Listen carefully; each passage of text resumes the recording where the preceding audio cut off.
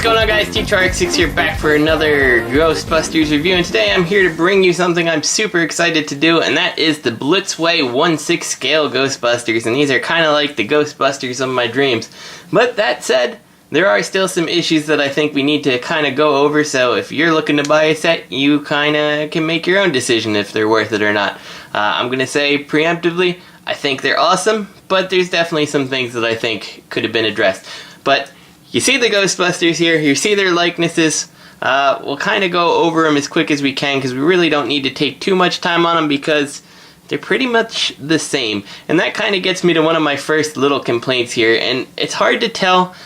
I feel like Egon might be a little bit bigger than Ray and Peter, but Egon's definitely the tallest of them. And in the 1/6 scale, they all kind of end up being the same height, which is a little bit disappointing. I do think Egon should have maybe been a little taller, and then Winston, I think Winston was just a tiny bit taller than Ray and Peter. And Ray and Peter are about the same height, but Ray's hair stuck up above Peter's, and it just doesn't feel that way with this set of 6. Frankly, I don't think that'll really bother you too much because they look great together, but at the same time, it's something that's worth pointing out here. So before we go on any further, I want to give a shout out to a friend of the review channel, Jake, who actually hooked me up with Slimer and all the extra 3 or 4 pack accessories because I was only able to get in on them individually, so he made me a good price on these, and consequently, I can show you what comes with the 4-pack. One of them, the biggest reason I wanted the 4-pack, is Slimer, and there's the face detailing. I think it looks pretty fantastic. I do wish that maybe there was more we could do with Slimer, like interchangeable faces, but I think, we saw with the Diamond Select ones, it does leave like a big gap here, so this is probably the best way to do it, even if I do wish there was more to do with Slimer. The stand is really nothing special. It's like a acrylic pole. I think it's an acrylic. It might not be, but it reminds me of a piece of like acrylic, and then you got the base that it plugs into, which is the No Ghost logo, and it just plugs into Slimer, and there's no positioning of the pole. He just sits there, and Slimer himself is completely unarticulated except for the arms, which do have like a ball jointed socket here, and they do pop out very easily. They tension in just fine, but I mean it takes no force to pull them out, so they don't pop into place. They just kind of friction fit in place. So you just kind of find what you like for him, and then just leave it like that, and there's really no need to touch Slimer past that. The next accessory that came with the 4-pack or 3-pack was the No Ghost sign that hung in front of the firehouse, and it has a metal chain here, so you could hang it on your display or whatever you want to do. It's 2-sided, and it lights up. Now I'm going to tell you, the sign itself is cool. I love the detail of the No Ghost. I love having the sign, but the light is abysmal. Let me hit the lights in here and show you what I'm talking about. So I only turned off the review lights. I left the overhead lights on so we can see things, and you'll see the problem here. When I turn on the light, which is activated with the switch here, it takes 2 AA's.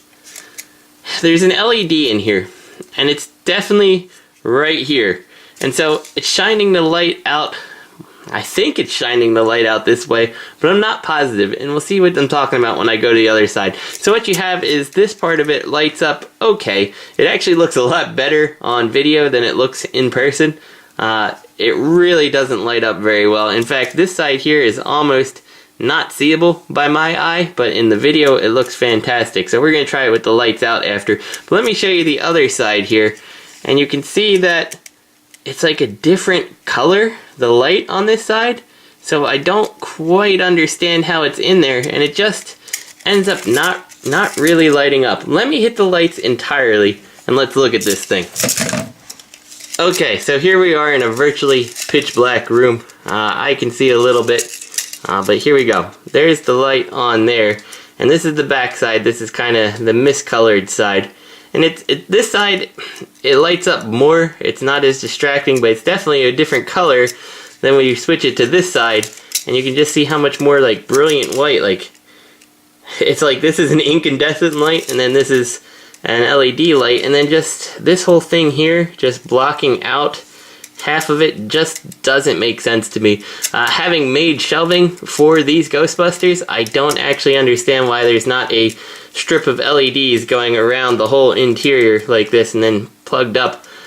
It would work great, but as it stands, it kind of stinks. But you know, at least the sign works when you have no batteries in it and just having it hang somewhere. It looks fantastic doing that. So the final accessory that came with the 3 or 4 pack was the police line do not cross, and I have problems with this. And this is, if you're not sure where it's from, it was from the scene where the firehouse blew up because of the containment unit, and the your mother scene with Egon. Yeah, that scene. So it's not wood, it's plastic, but it has, if you look very close, detailing to make it look like it's painted wood, and that part is real nice. What's not so nice is that when you assemble it, these pegs go into these holes, and it comes in like that, and that's fine. I mean, there's no problem there, but I don't know if you can see it right there where it's kind of shiny.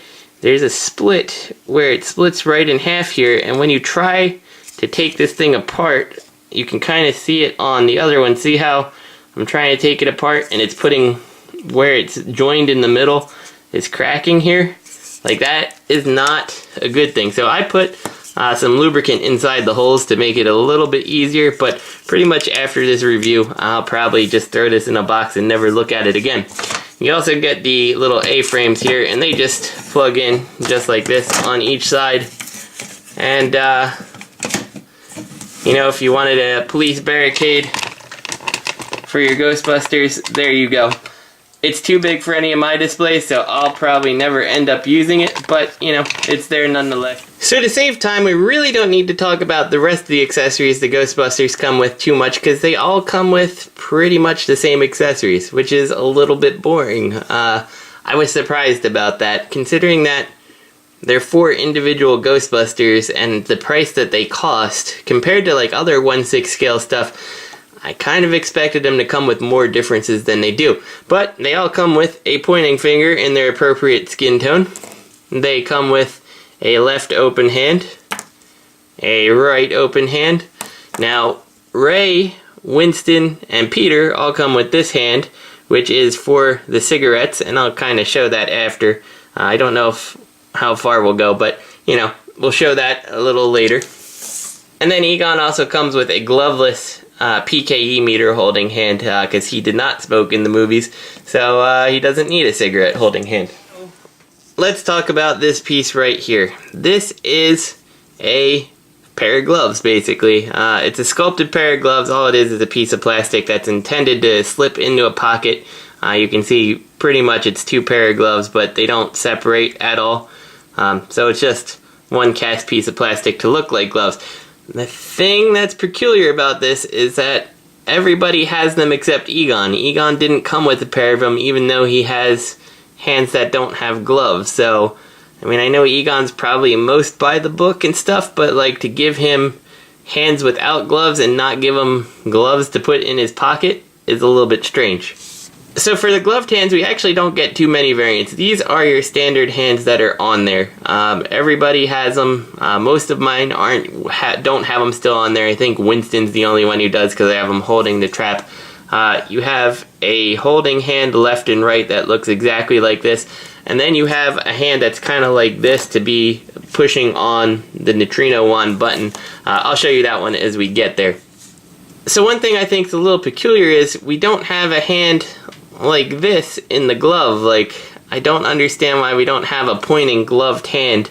I think that's a missed opportunity, and at least one Ghostbuster should have come with them, if not all of them. I mean, there's not enough differentiation here, and everyone, I think I said only Egon can hold the PKE meter. That's not entirely true. If you have this hand, it's going to sit right in there. Egon's the only one who has the ungloved version of the PKE meter hand.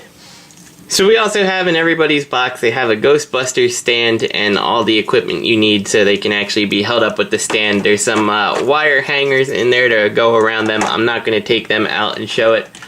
And then everybody has a Proton stream here, which is a neat looking accessory. It does seem maybe a little too much, like all the lightning and stuff. I'd have to go back and watch the movie. Maybe there were sparks of lightning, but you know, always in my head I just remember the main beam, but the lightning at least makes it look a little more visually interesting. And unlike some of the other ones, you got a nice little metal post in here, so I don't think we really have any fear of this breaking. and you can see the metal post extends all the way up to there in there, so it's not something that should break easily if you want to display your Ghostbusters busting ghosts. So like I said, Peter, Ray, and Winston all have cigarette smoking hands, and you get an unlit one, and then you get one that is lit and burning.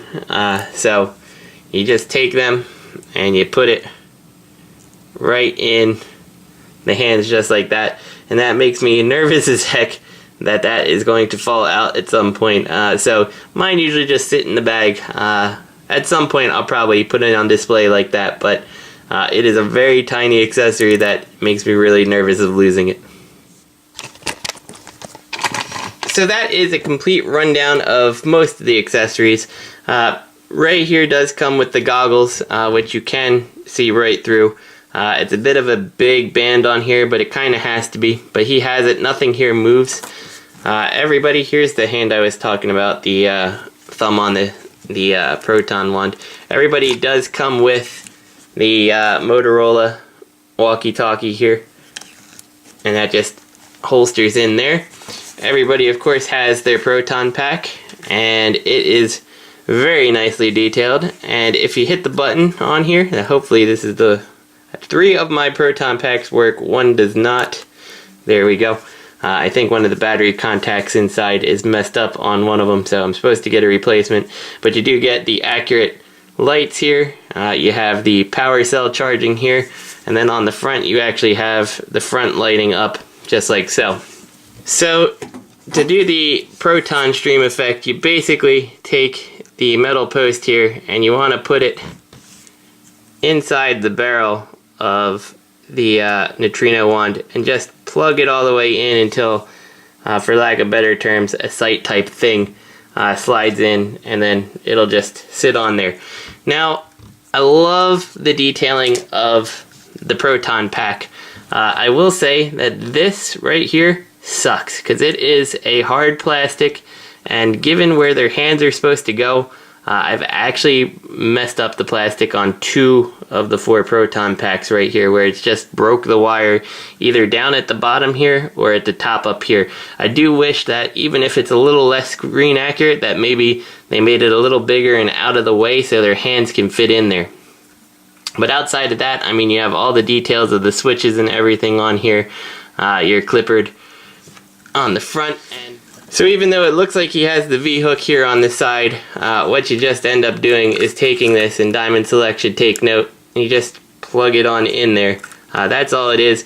Just note that the wire here, there is a wire here that's going to that LED, and this is kind of like, it's honestly like a spring type material, and so it has this tendency to want to fight you when you pose it. So when you put it up there, this spring is always kind of pulling back on itself, so you have to kind of position it upwards in a way that's going to work, and then plug it in and hope that it doesn't end up pulling out of the Proton pack there. Pulling the clip between the wand and the Proton pack, I should say. And you can see it's that spring here, like, see how it works? It's same material. The wires, very nice looking. I think they actually look like they could be real wires that are twisted up. You got all your tubes here, everything looks good. The Alice frame looks perfect. When you come around to the shoulder straps, you do have all the detailings of the shoulder straps, and it's fully adjustable. Pain in the butt to adjust, but adjustable. Same for the waistband here. On my Egon though, the waistband here actually loves to just kind of come apart on this clasp here, so that's a problem. Coming down in detailing, you saw we already have the holster. We have some of the miscellaneous clips that I'm not 100% sure what they're for. I believe there might have been a point where Egon actually hung the neutrino wand off it. I don't know if that's possible. You do have the sister board over here, and then you have this tube, and this tube is kind of like the bane of my existence. It's just a rubber tube, and it just slides underneath the belt up here, and it just like plugs into the leg thing here, but it doesn't stay, and I kind of want to glue it in place here, but at the same time I don't want to mess with it when it's in a cabinet, it's probably not going to fall out. But when you're messing with a Ghostbuster, it comes out, and it's super long. I've checked on the videos and stills of the video, and you can see that it does kind of wrap around here and then go up to the back, and there's nothing back here that tells you where to plug it in, so you just kind of funnel it under his belt. Now the sister board wire here, it's also that spring material, much smaller version of it, and it doesn't always work to me because of how it plugs in. It does end up sticking out far sometimes on some of the Ghostbusters. So that covers all the accessories that come with Ray, with the exception of the trap. Right now Winston has Ray's trap and Winston's is in his box, so we'll get to the trap when we get to Winston. Yeah, only Egon has anything else extra, which is a little surprising. I thought we could have got that little sniffer thing that Peter had. And every single Ghostbuster comes with this extra set of things, which it's okay. We get the newspaper here, and it's just a piece of paper with this printed on it. So you get the Globe, we get the New York Post, we get USA Today, we get the Atlantic magazine, and it's all just printouts on paper, basically. A little Time, a little Omni. Like, it's cool, but like, there's nothing you can do with this that makes it look like they're really reading it. I mean, I guess you could put it in his hand like that, like you picked it up, but yeah, I don't necessarily see the point. But since it's just printed on paper, you can't complain too much about it, right? And then everyone has Ghostbusters, which was just the logo that they put up on the firehouse, and this is a sticker. So if you want to put Ghostbusters up on your firehouse diorama, go for it. And then you have just a no ghost logo sticker. So that covers everything everybody comes with. Ray comes with the trap and the goggles, and yeah, we'll get to the trap shortly. So let's take a look at these Ghostbusters close up, and I will say, without a doubt, this is Dan Aykroyd. I don't know if necessarily it screams 1984 Dan Aykroyd to me, but it's definitely Dan Aykroyd. The hair sculpting is great. There's like kind of like the paint and the like almost a grittiness to it that makes it look like real skin, and maybe like, you know, the onset of a 5 o'clock shadow. You can see he's got, you know, a little bit pudgy look. The funny thing about this is he is a little more pudgy than the rest of them, but holy crap, he's ripped under here. I haven't taken off everything to see. I just kind of slid this little tiny zipper down here, and you can see he's just really, he's padded, but I mean, like, that's like an Arnold Schwarzenegger chest there. So he's definitely kind of like a generic male figure with padding on there. And these are my first and probably only 1/6 scale, so I don't know how often they vary the model underneath, but it's really, you can feel the padding in certain parts of his clothes, predominantly around like the back here. If you look at the arms, there's no way I can really show it, but you can feel that he's got like enormously strong looking biceps on him. So Dan Aykroyd is definitely ripped in this incarnation of Ray. Talking about articulation, the head is on like a swivel down at the neck here, so you get a pretty good range of motion out of it, and everything kind of moves with it, so it ends up looking appropriate. I will say the eyes on him, I think, look real good. They look very realistic. The shoulder, I'm not sure if it's a ball joint, but you end up with the suit here. It ends up feeling a little bit limited because the suit's always kind of fighting it a little. You do have like an in and out on the shoulders here, and I'm sorry I'm not a expert on articulation, so I'm just trying to get you through everything I can. The elbow is definitely double jointed, so you get that motion. The arm pads here obviously move to accommodate. Everybody has, whoops, a wristwatch which looks exactly the same. I didn't check if Winston had one, but I'm willing to bet he does, and everybody's looks the same. Coming down to the legs again, it's kind of limited based on the suit, which is fine. You don't really need, my Ghostbusters aren't doing the Iron Man pose. They really just need to stand there and hold the proton pack. There is an ab crunch here, so you get plenty of that. It will be a little bit tough to get them to actually be in like a sitting pose. So if you are in on the Ecto 1 or something, it might be a little bit tough. You can see like super skinny legs here. One problem about this is that as you're moving things, all the pants and stuff are kind of coming out the boots. So you have to kind of get everything put back together when you're done with it. But articulation is fine, double jointed knee. So you don't get too much backwards with Ray because of the extra padding. We'll see if you do with any of the other Ghostbusters, but with Ray you don't. The knee is double jointed, so plenty there. Though it will pull the pant legs out, so you have to adjust that, and then the foot is on a ball joint here. So next up here we have Peter, and you can see once again undeniably Bill Murray, but also I feel like it's the most off for the movie. Bill Murray had very messy hair in the movie, and I feel overall his hair is pretty well groomed here, so it's not quite as messy as it should look, and his face is most definitely a little bit older.